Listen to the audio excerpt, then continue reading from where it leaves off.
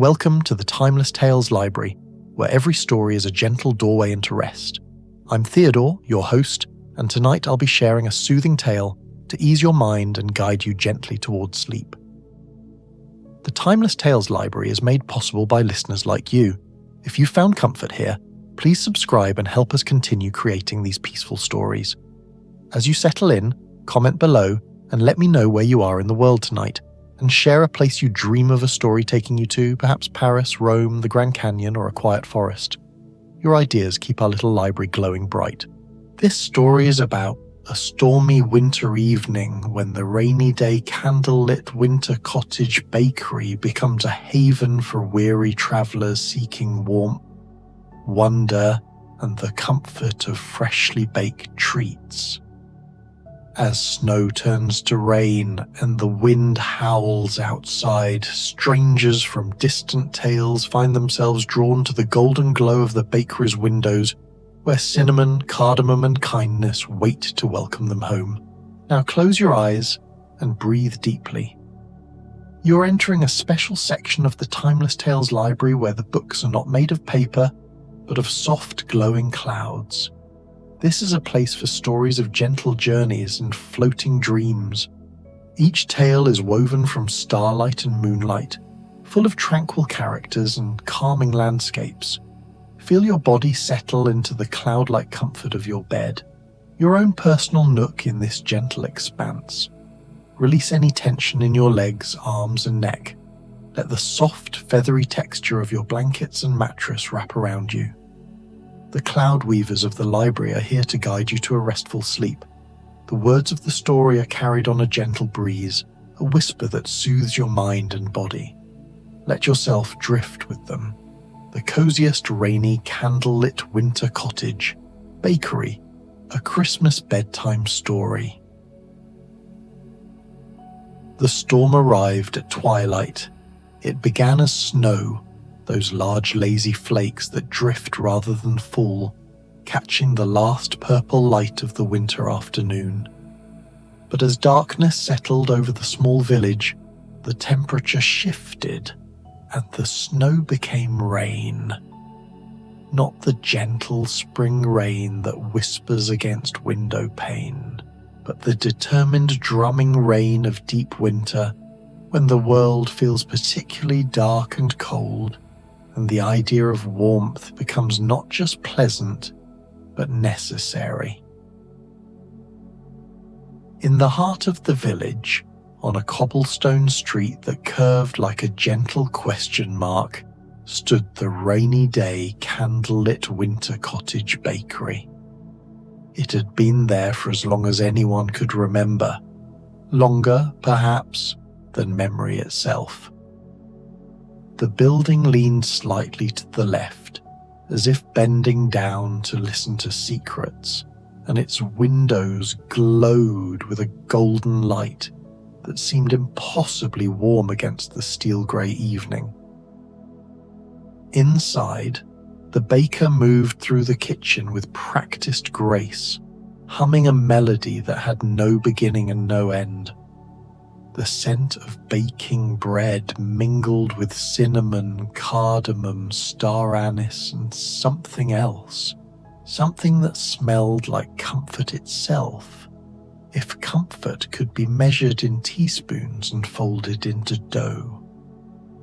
The front room of the bakery was a study in coziness. Exposed wooden beams crossed the low ceiling, draped here and there with garlands of dried orange slices, cinnamon sticks, and deep red ribbon. A stone fireplace dominated one wall, its flames casting dancing shadows across the worn floorboards. Mismatched armchairs and sofas created small islands of seating throughout the space, each with its own side table, each table bearing a small oil lamp with a glass chimney that caught and multiplied the firelight. The windows, those glowing beacons that could be seen from the far end of the street, were framed with thick, hand-carved woodwork and each one bore a different scene etched into the frost gathering on the panes. A ship on stormy seas, a palace with minarets reaching towards stars, a forest where shadows and moonlight wove patterns between trees. Against the far wall stood the display case, and it was here that the true magic of the candlelit winter cottage bakery revealed itself. Behind the curved glass, arranged on snowy white doilies and wooden boards, were the evening's offerings. There were Christmas stollen, thick with marzipan and studded with candied fruit that gleamed like jewels. There were spice cookies cut into stars and trees, each one glazed with white icing that looked like fresh snow. There were braided breads glazed with butter and sprinkled with pearl sugar that caught the light, and there, on the center shelf, were the specialty items that changed with each visitor's need. Treats the baker prepared with some mysterious foreknowledge, as if the bakery itself whispered the requirements of weary souls still making their way through the storm. The rain intensified, rattling against the windows like someone asking permission to enter. The baker paused, head tilted, listening to something beyond the storm. Then, with a small smile, the baker returned to the kitchen, and the sound of gentle work resumed. The soft thump of dough being kneaded, the whisper of a pastry brush against golden crust, the musical clink of a spoon stirring something warm and sweet. The bell above the door chimed, a sound like small silver bells in winter air. The first visitor stepped inside, bringing with her the scent of rain and distant spices. She was tall and graceful, with dark eyes that held 1,000 stories and dark hair that fell in intricate braids threaded with gold. She wore a traveling cloak of deep blue, now beaded with raindrops that caught the firelight like scattered stars. "Welcome," the baker called from the kitchen, voice warm and unhurried. "Please, come in from the storm. You must be Scheherazade." The woman's eyes widened slightly at being recognized, but she smiled, a smile that suggested she was accustomed to small magics and unexpected knowledge.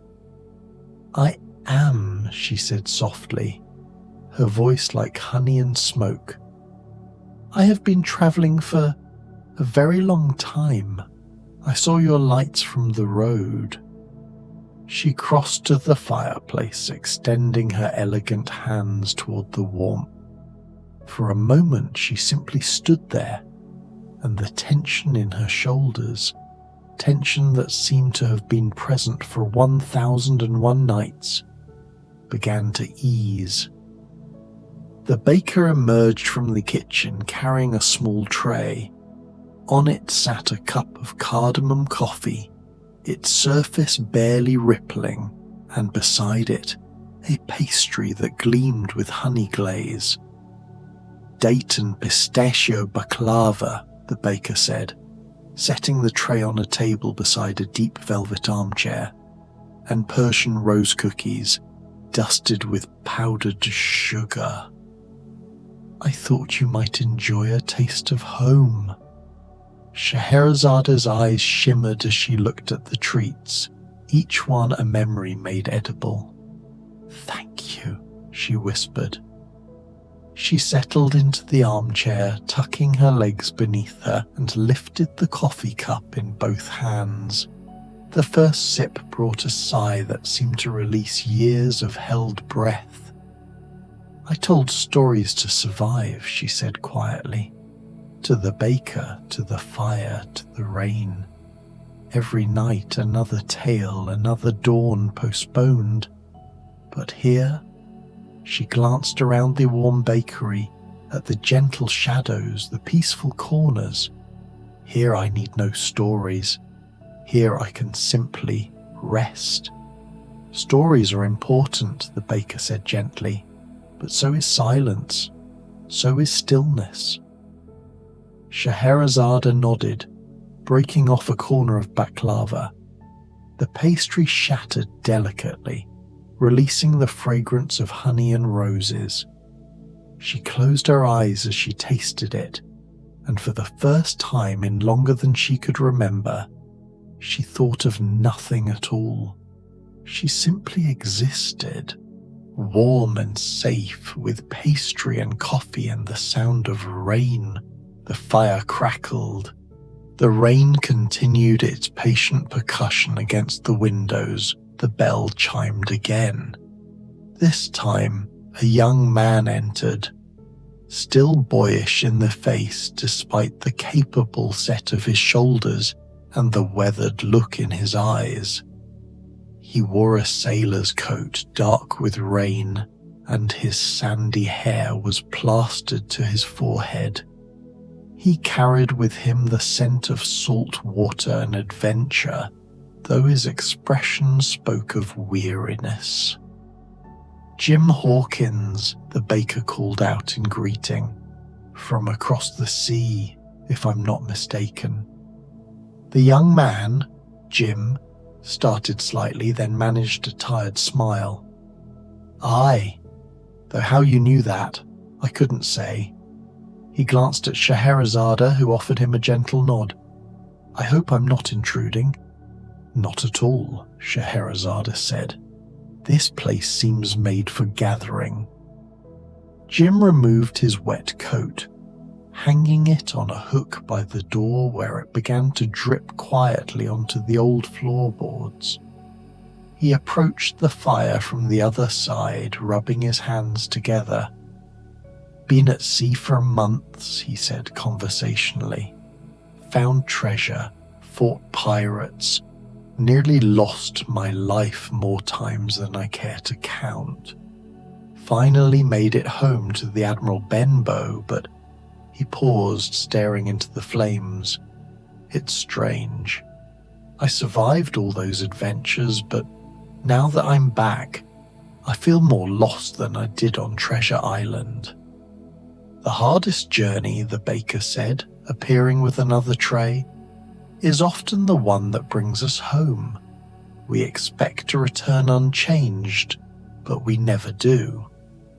On the tray sat a steaming bowl of bread pudding studded with rum-soaked raisins and topped with a thick vanilla cream sauce. Beside it were slices of gingerbread, each one decorated with white icing the shape of ships and stars and compasses. Jim accepted the tray with grateful hands, settling into a leather chair that had the shape of many previous occupants worn into its cushions. He took a spoonful of the bread pudding and his eyes closed. "Tastes like the Admiral Benbow," he murmured, "like home used to taste before everything changed." "Home doesn't change," Scheherazade offered from her corner. "We do. And we must learn to love it all over again, with our new eyes." Jim considered this, taking a bite of gingerbread. "You're very wise." "I've had a lot of practice at thinking," she said with a slight smile. "It's what kept me alive." They sat in companionable silence, these two travellers from such different tales, bound by the common thread of survival and the need for rest. The baker moved quietly between the front room and the kitchen, tending to things unseen, preparing for visitors yet to arrive. The storm outside grew stronger. Wind joined the rain, howling around the corners of the cottage, making the warmth inside feel even more precious by contrast. The bell rang a third time. The woman who entered was young, with a sweet, serious face and practical wool coat buttoned against the cold. She carried a worn leather satchel and moved with the efficient grace of someone accustomed to being useful. Her cheeks were flushed from the cold, and snowflakes, yes, the rain had turned back to snow, dusted her dark hair like a crown. "Meg March," she said by way of introduction, looking around the bakery with wonder. "I was trying to reach home before the storm worsened, but—" She smiled ruefully. "I'm afraid I underestimated the weather." "Better to stop than to struggle on," the baker said, appearing as if summoned by her voice. "You're most welcome here, Miss March. Please warm yourself." Meg approached the fire and Scheherazade shifted to make room, gesturing to another chair. Jim stood politely, offering a small bow that made Meg smile. "A gentleman of the sea," she observed. "Formerly," Jim said, "mostly retired from adventure now." "And you?" Meg asked Scheherazade. "A teller of tales," Scheherazade replied, "though tonight I am simply a grateful guest." The baker brought Meg a tray laden with treats that spoke of home and hearth, apple cider doughnuts, still warm and rolled in cinnamon sugar, molasses cookies, soft and deeply spiced, and a cup of hot cider with a cinnamon stick standing at attention in the amber liquid. There was also a slice of brown bread spread thick with butter and honey. Meg's eyes welled up at the sight of such simple, honest food. "This is perfect," she said softly. "My mother makes molasses cookies just like these. I've been away at work, teaching, and I've missed home terribly." "Homesickness is a particular kind of ache," Scheherazade said gently. "It lives in the chest, just beside the heart." "Yes," Meg agreed, biting into a donut. The cinnamon and sugar, the tender cake, the warmth. It all combined into something that tasted like comfort itself. Exactly that. Jim raised his mug of mulled wine. The baker had replaced his empty bowl with a steaming cup.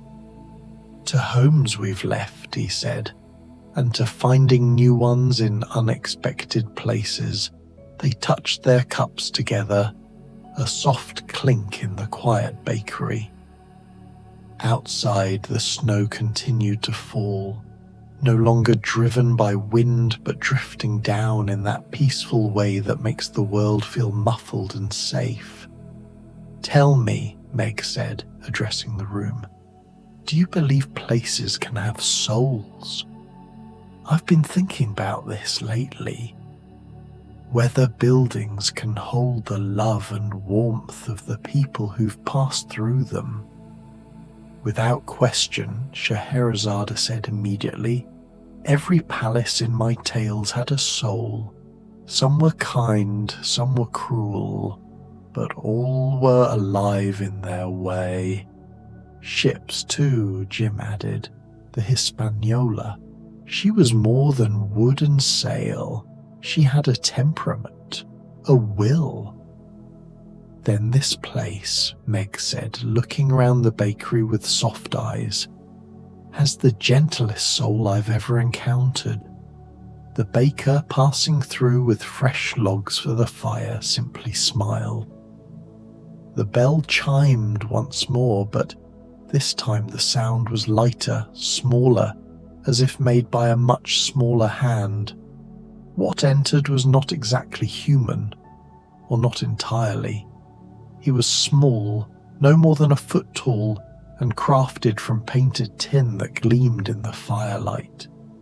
He wore a bright red uniform with gold buttons, and he balanced on one leg, moving with careful, precise hops toward the warmth.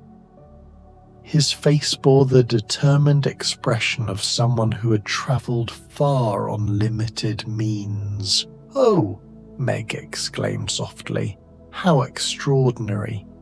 The steadfast tin soldier, for that is who he was, paused as if expecting mockery or dismissal, but he found only friendly curiosity in the faces around the fire. "Welcome, soldier," the baker said, crouching down to be at eye level with the small figure. "You've come a long way, haven't you?" The tin soldier nodded. His voice, when it came, was small but clear, like the ring of a tiny bell. "I have travelled through water and fire, through the belly of a fish and the hands of cruel children. I was seeking—" He paused, his painted eyes showing something that might have been embarrassment. "I'm not certain what I was seeking, but I saw your light." "You were seeking rest," the baker said simply, "and perhaps friends. You shall have both." The baker lifted the tin soldier gently, carrying him to a small side table near the fire that stood just at his height. There, on a thimble-sized plate, was a miniature gingerbread cookie, iced to look like a uniform, and a thimble filled with warm honey milk. The tin soldier stared at the offerings, then up at the baker, then at the others in the room. For a creature made of metal, his eyes held remarkable depth of emotion. "I have never," he said slowly, "been treated with such kindness." "Then it's long overdue," Scheherazade said warmly. Jim raised his mug in salute. "To the soldier," he said, "who proved that size matters not when the heart is steadfast." The tin soldier touched his hand to his forehead in a small, perfect salute. Then he sat, carefully balancing on his single leg, and began to enjoy his cookie, taking tiny, precise bites that somehow conveyed immense satisfaction. The fire burned lower, and the baker added logs that caught quickly, sending up a shower of sparks that glowed briefly before vanishing up the chimney. The scent of pine and applewood smoke mixed with the sweetness of baking, creating an atmosphere so perfectly cozy that each person in the room felt their last defenses against relaxation crumble away. The snow outside had become gentle, steady, the kind that would pile up quietly through the night, transforming the world into something clean and new by morning. The bell rang again, twice more in fact in quick succession.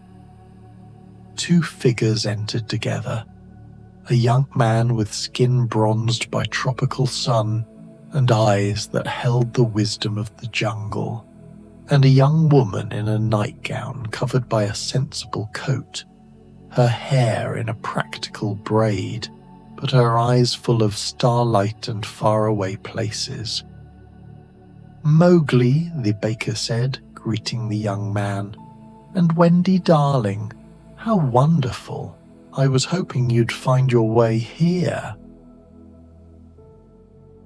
Mowgli moved with the unconscious grace of someone raised by wolves, his bare feet silent on the wooden floor despite the cold outside. Wendy, by contrast, moved like a girl just waking from a dream, looking around with a mixture of wonder and relief. "I was flying," Wendy said, slightly bewildered. "Or I was dreaming of flying, and then I was walking through snow and I saw your lights." "I was in the jungle," Mowgli said, his voice carrying the cadence of someone who learned human speech as a second language. Then I was not. Then I was cold, which I'm not accustomed to. Then I was here. He seemed unbothered by this sequence of events, approaching the fire with the same calm curiosity a panther might show. Magic is like that, Scheherazade said. It doesn't always explain itself. Introductions were made, stories briefly exchanged.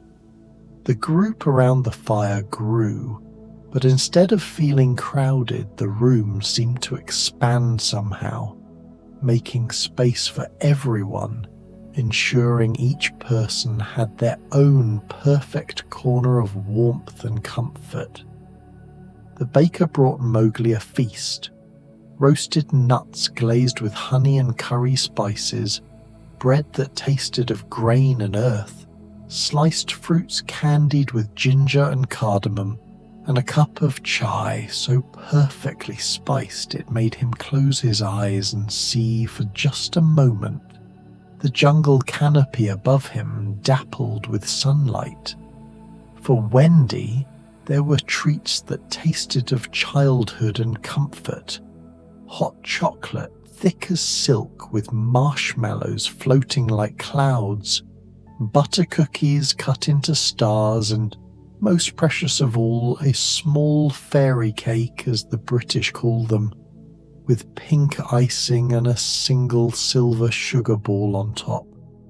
"This is better than Neverland," Wendy whispered, taking a sip of chocolate that left a faint moustache of cream on her upper lip. "Because this is real." "Is Neverland not real?" the tin soldier asked, genuinely curious. "It's real," Wendy said thoughtfully, "but it's real in the way dreams are real. This," she gestured around the bakery, "is real in the way home is real." "I understand," Mowgli said, though his experience was opposite.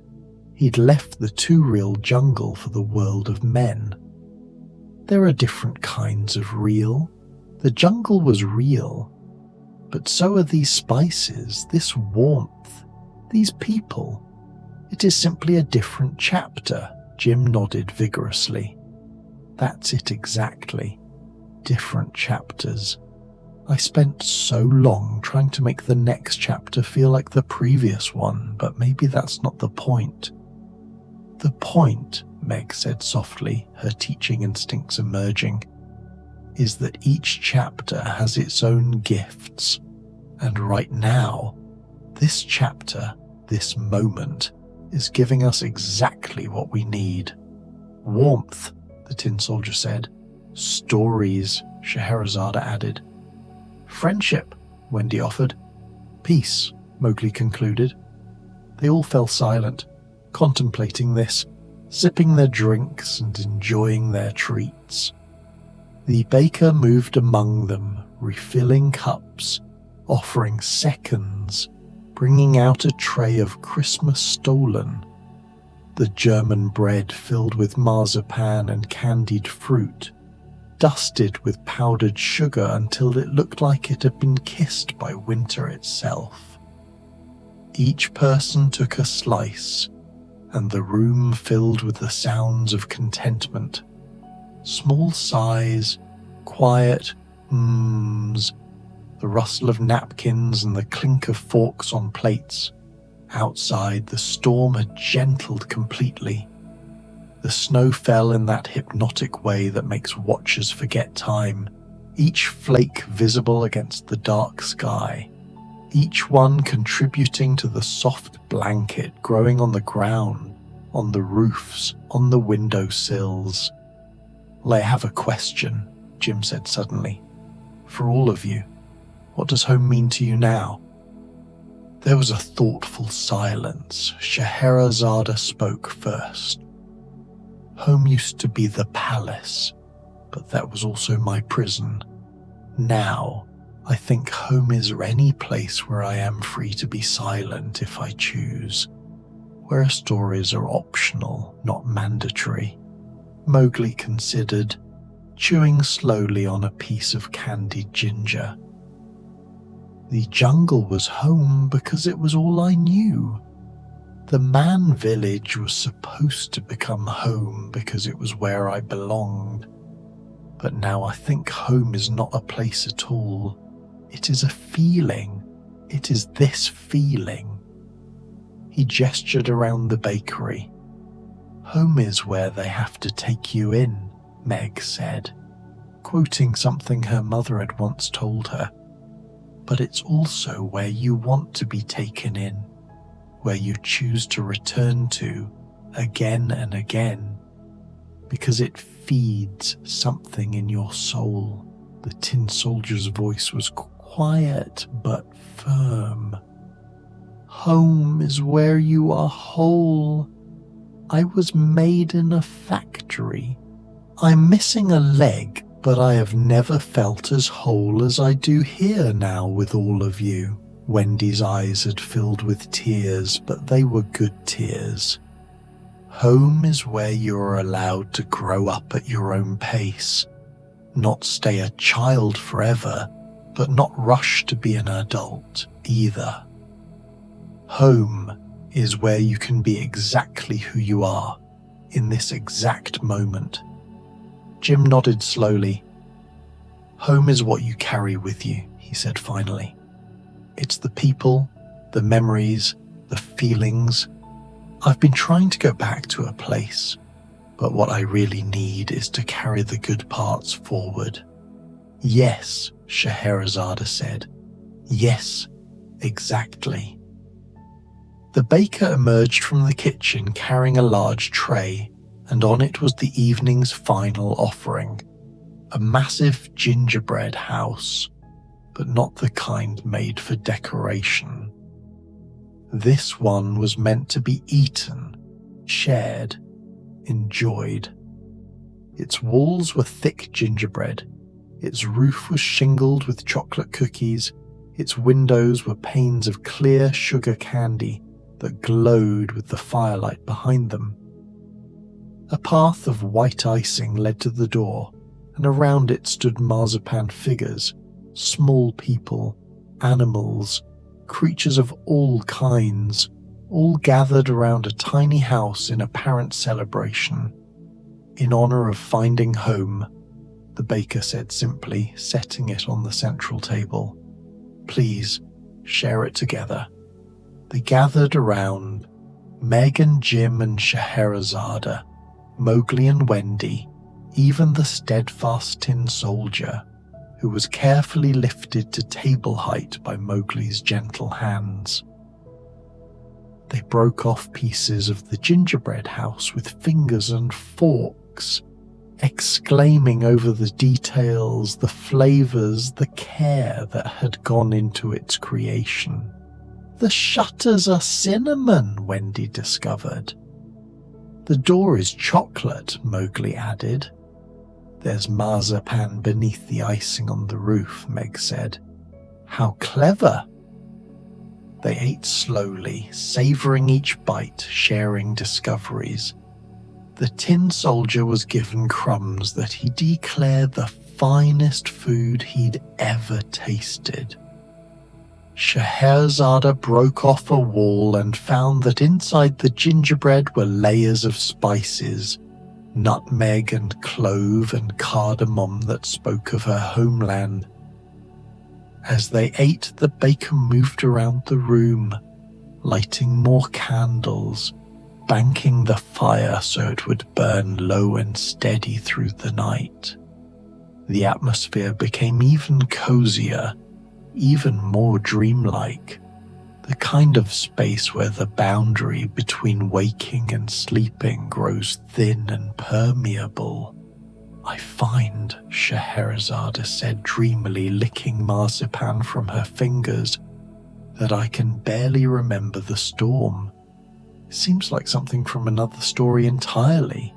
It's still snowing, Jim observed, looking at the window, but gently now, peacefully. Everything feels peaceful, Wendy agreed, stifling a yawn.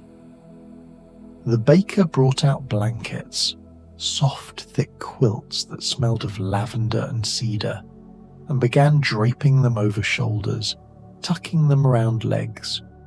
Pillows appeared, placed strategically behind heads and under arms. The fire crackled softly, its light growing dimmer, more golden, more perfect for sleeping. "You're welcome to stay," the baker said softly. "All of you. Stay as long as you need. Sleep here, where it's warm and safe." No one protested. They were all too comfortable, too full, too content. One by one, they settled into their chosen spots. Scheherazade curled up in her velvet armchair, the blanket pulled up to her chin, her eyes already closed. For the first time in 1001 nights, she fell asleep without fear, without needing to plan the next story. She simply slept, deeply and dreamlessly. Jim stretched out on the leather sofa, his sailor's coat rolled under his head as a pillow, the quilt tucked around him. His last thought before sleep was that he had finally found it. Not treasure, not adventure, but something better, a moment of perfect peace. Meg chose a window seat, curling up with a blanket and a pillow, her face turned toward the falling snow. She thought of her sisters, her mother, her father, and sent them all her love. Then she thought of nothing at all, drifting into sleep with a small smile on her lips. Mowgli lay down on the floor near the fire, old habits from jungle sleeping, but accepted a blanket and pillow with grace. He fell asleep almost immediately, his breathing deep and even, his body finally relaxed after years of moving between worlds. The steadfast tin soldier was placed gently in a matchbox lined with soft cotton, set on the mantel where the fire's warmth would reach him, but not overwhelm him. He fell asleep feeling for the first time truly safe and truly valued. Wendy found a rocking chair near the fire and curled up in it like a cat, the blanket wrapped around her, her head resting on the chair's high back. As she fell asleep, she dreamed not of flying, but of being gently, lovingly, perfectly grounded. The baker moved quietly through the room, checking on each sleeper, adjusting blankets, making sure everyone was comfortable. The bakery itself seemed to settle around its guests, the walls creaking contentedly, the windows catching and holding the soft light of the candles. Outside, the snow continued to fall, but inside all was warmth and peace. The fire burned low, just embers now, but still providing gentle heat. The candles flickered in their glass chimneys, creating moving patterns of light and shadow across the sleeping faces of travelers from different stories, different worlds, different kinds of adventures, all united now in the simple, profound experience of rest. The last candle burned down to a stub, and then to nothing. But the bakery wasn't dark. A silver glow came through the windows, moonlight reflecting off fresh snow, filling the room with a soft, gentle radiance that was just enough to see by, just enough to make the sleepers sigh contentedly in their dreams. The baker sat in a chair by the door, keeping watch in the way that good hosts do, making sure all guests were safe, comfortable, cared for. Outside, the storm had completely passed. The night was crystal clear now, the stars brilliant against the black sky, the moon full and bright above the snow-covered village. Inside the rainy day, candlelit winter cottage bakery, 7 souls rested. Humans and toys, adventurers and homebodies, storytellers and listeners. They had all been seeking something. Home peace, comfort acceptance, warmth.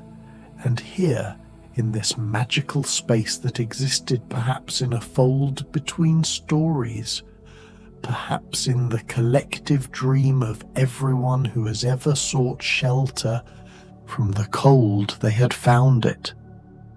The night deepened. The snow stopped falling. The moon traced its path across the sky. And in the bakery everyone slept on, deeply and peacefully, knowing without knowing that when they woke they would be changed, not dramatically, but in that subtle, important way that happens when we allow ourselves to truly rest, to truly be cared for, to truly accept comfort without guilt or hesitation. The baker smiled, watching over them all, and began to plan tomorrow's treats.